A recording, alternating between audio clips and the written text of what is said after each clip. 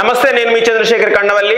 సాధారణంగా ఆంధ్రప్రదేశ్ రాష్ట్రంలో డిప్యూటీ సీఎంలకు పెద్ద ఇంపార్టెన్స్ ఉండేది కాదు. జగన్ సీఎం గా ఉన్నప్పుడు 5 మంది డిప్యూటీ సీఎంలు ఉంటే, చంద్రబాబు నాయుడు గారు సీఎం గా ఉన్నప్పుడు 2 డిప్యూటీ సీఎంలు ఉండేవారు. కానీ 2024లో మాత్రం ఒక్కరు డిప్యూటీ సీఎం గా ఉంటేనే పవన్ కళ్యాణ్ ఆ పదవిని తీసుకుంటాననే ప్రచారం ముమ్మరంగా కావడంతో ఆ ప్రచారం నేపథ్యంలోనే పవన్ కళ్యాణ్ డిప్యూటీ సీఎం పదవిని పొందిన విషయం తెలిసిందే.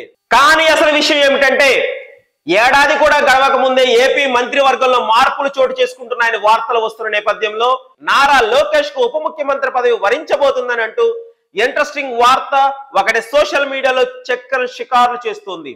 అతి తక్కువ కాలంలో అసమర్థులుగా తేలిన పలువురు మంత్రులకు ఉద్వాసనం లేదా డిమోషన్ అని, లోకేష్ ఎలాగో సమర్థుడు కాబట్టి ఆయనకు ప్రమోషన్ అనే మాట సోషల్ మీడియాలో చక్కర్లు కొడుతూ ఉంది.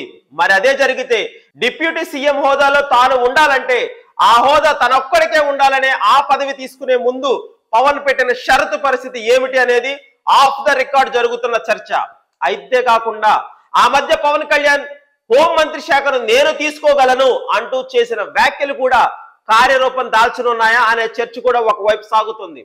అయితే పవన్ కోసం అని ప్రస్తుత ప్రభుత్వంలో బీసీలో ఎవరికి ఆ హోదా ఇవ్వలేదు. మరి ఇప్పుడు తనయుడు నారా లోకేష్ కు చంద్రబాబు డిప్యూటీ సీఎం హోదాలో ప్రమోట్ చేస్తే వ్యవహారం రసకందాయకంలో పడినట్టే అని పలువురు విశ్లేషకులు చర్చించుకుంటున్నారు.